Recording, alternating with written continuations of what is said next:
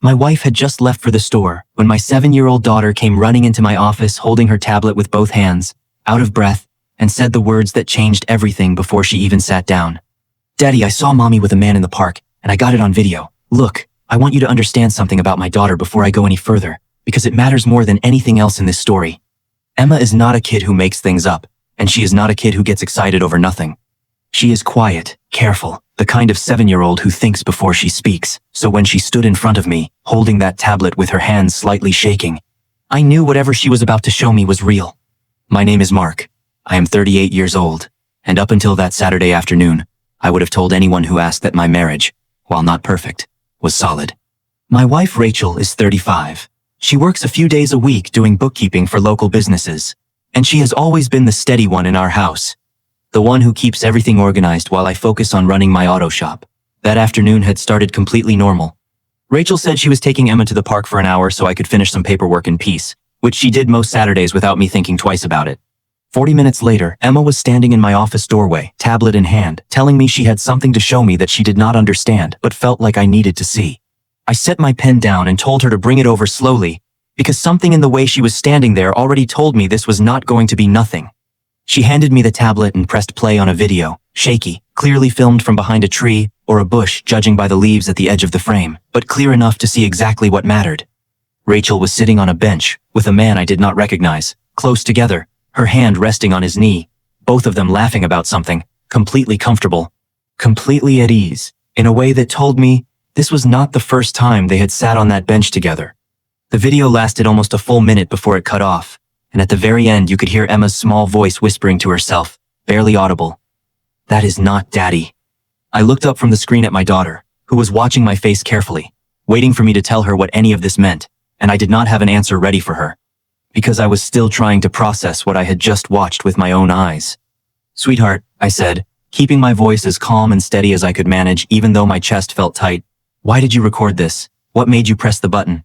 She said Mommy had told her to stay by the swings and wait, that she would be right back, but Emma got bored and went looking for her, and when she found her sitting with that man, something about the way they were sitting together felt wrong enough that she pulled out her tablet and just started filming without really deciding to. I am not a man who panics easily. I have run a small business through hard years and learned that reacting before you understand the full picture usually makes things worse.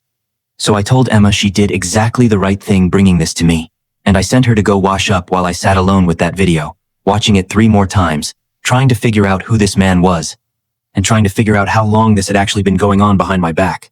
I sat there, replaying that video over and over, pausing on the man's face each time, trying to place him, because something about him felt familiar in a way I could not immediately explain.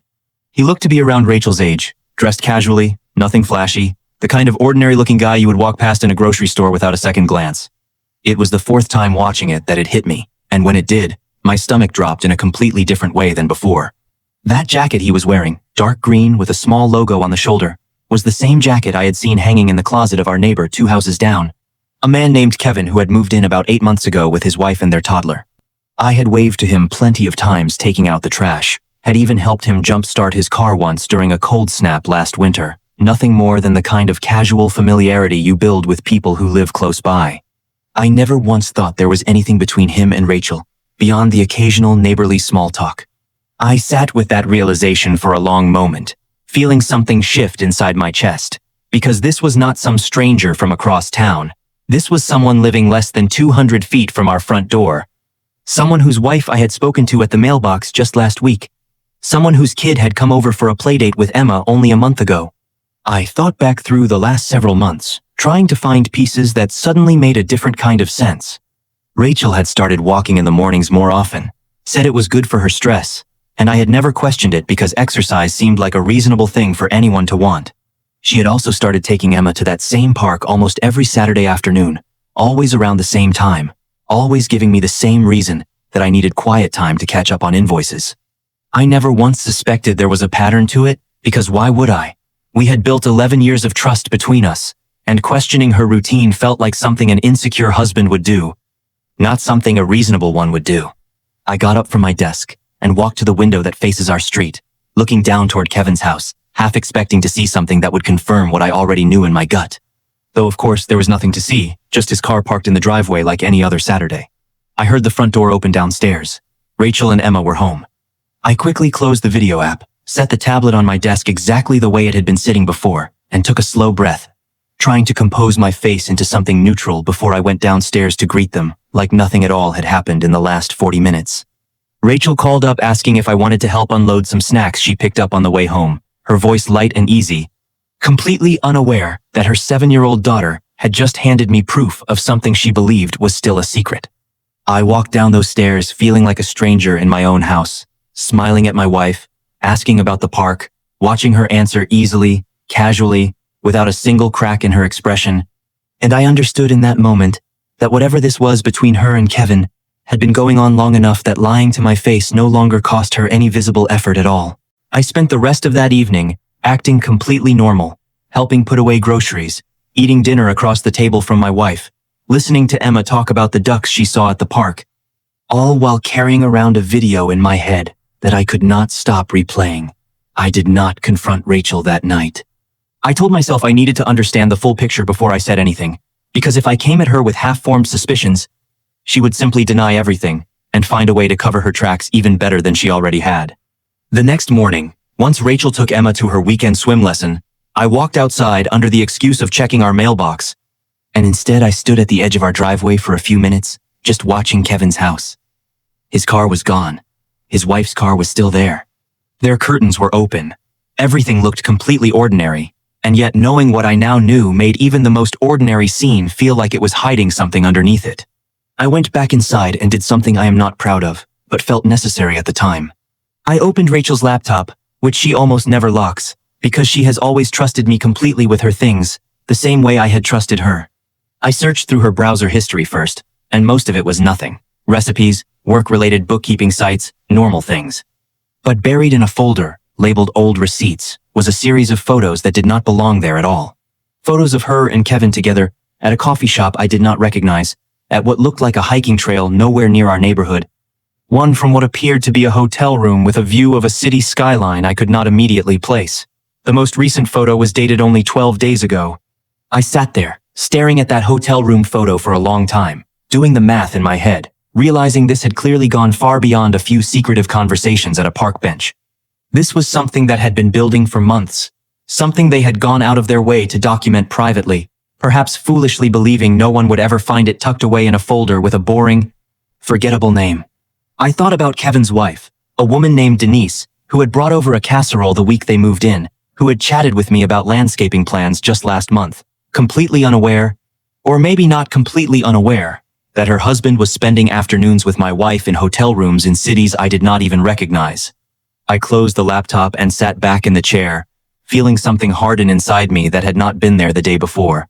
This was no longer just about hurt feelings or broken trust between me and Rachel. There was another family involved here too, another set of lies being told inside another house just 2 doors down, and somewhere in the middle of all of it was my 7-year-old daughter, who had unknowingly become the one person capable of blowing the whole thing wide open with a shaky 40-second video she filmed from behind a tree without fully understanding what she was even looking at.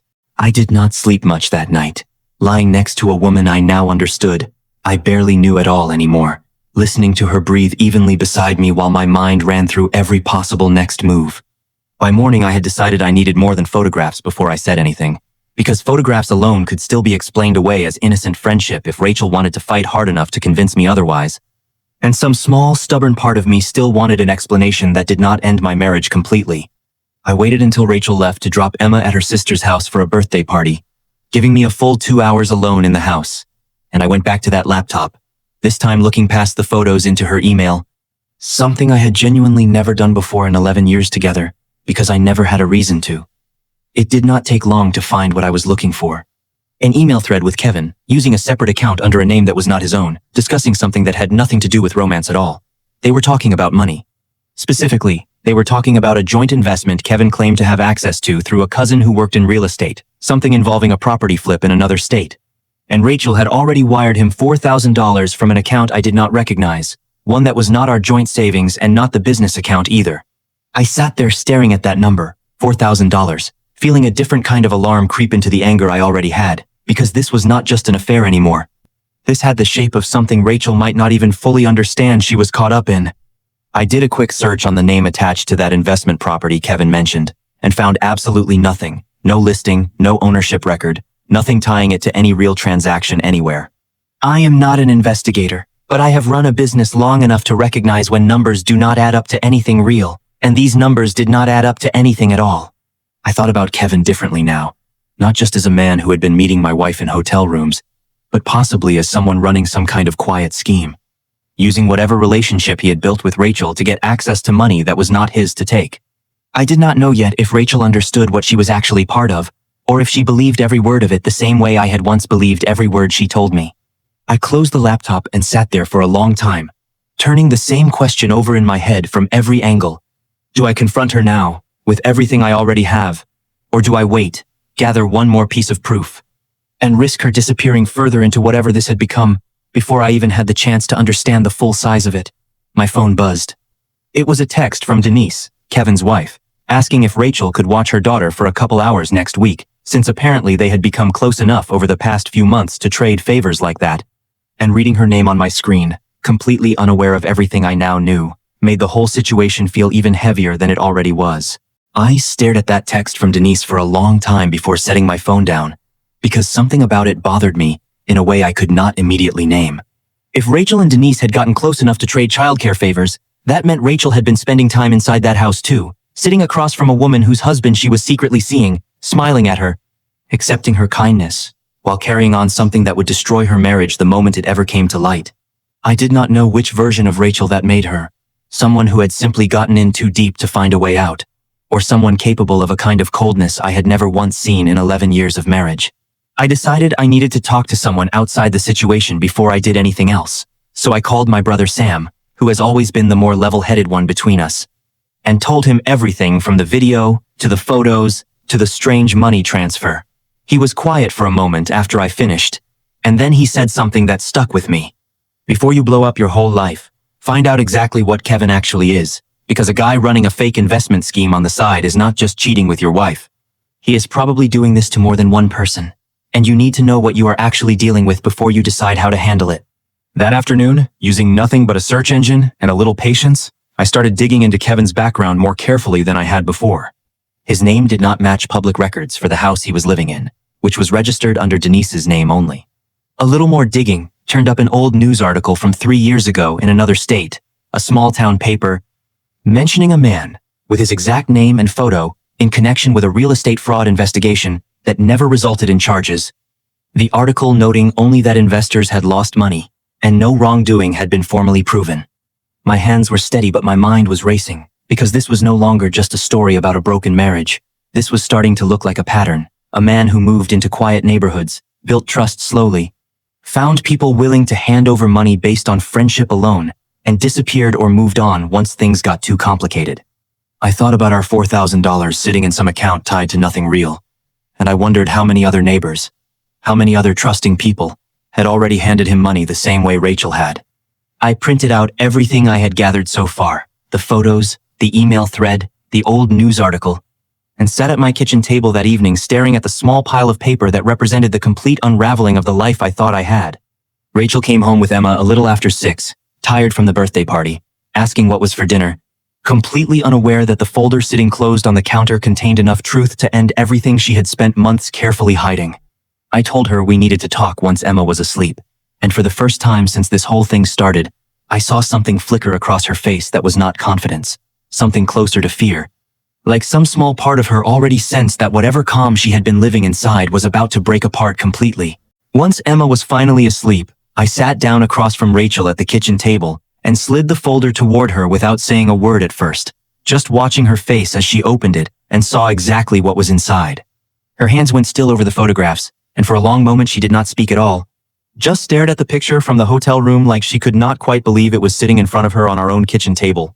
When she finally looked up, there were tears already forming, but I had learned enough over the past several days not to trust tears as proof of anything by themselves. I told her everything, the video Emma filmed, the photos I found, the email thread about the investment, the $4,000, the old newspaper article about Kevin from 3 years ago in another state. I watched her face change with each piece, moving from guilt to something closer to genuine shock once I got to the part about the fraud investigation. And for the first time in this entire conversation, she said something that actually surprised me. She swore she had no idea about that old article. No idea Kevin had ever been investigated for anything, and when I mentioned the $4,000, she said Kevin had told her it was a private opportunity just for the two of them, something he was trusting her with because he cared about her, not something he was doing for money at all according to what he told her. Whether that was true or simply the next layer of a lie built specifically for her, I honestly could not say in that moment, and in some strange way it did not change what had already happened between us either way. She admitted to the affair without trying to minimize it further, said it had started 5 months ago after a conversation at a neighborhood barbecue that turned into something neither of them expected, and that she had let it continue because for a while, it made her feel like a version of herself. She thought she had lost somewhere in the routine of marriage and motherhood. I did not yell. I did not throw anything. I simply told her that whatever she thought she had found with Kevin, she had built it on top of destroying trust with two families at once, hers and Denise's, and that our daughter had been the one to accidentally expose all of it with a shaky video she barely understood the meaning of at the time. The next few weeks were difficult in ways I am still working through even now. Rachel moved into her sister's place temporarily while we figured out what came next, and I made the decision to quietly share what I had found about the investment scheme with Denise, not out of revenge, but because I could not sit on information that might protect her from losing money the same way Rachel almost had. Kevin and his wife divorced within 2 months, and I heard secondhand that at least one other neighbor had also handed him money under similar promises before everything came apart. Rachel and I are still working through what our marriage looks like now, some weeks feeling like there might be a way back to something real. Other weeks feeling like we are simply going through motions for Emma's sake until we figure out what we actually want. What I keep coming back to is this. Our daughter is the one who saw the truth before any adult in this story did. She is the one whose instinct told her something was wrong long before I had any proof at all. And I still do not know if I am grateful she was brave enough to show me that video, or if some quiet part of me wishes she had simply been too young to understand what she was looking at that day at the park.